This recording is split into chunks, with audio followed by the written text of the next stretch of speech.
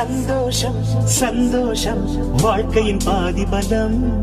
சந்தோஷம் இல்லை என்றால் மனிதர்க்கு ஏது பலம்? புயல் மையம் கொண்டால் மழை மண்ணில் உண்டு. எந்த தீமைக்குள்ளும் சிறு நன்மை உண்டு.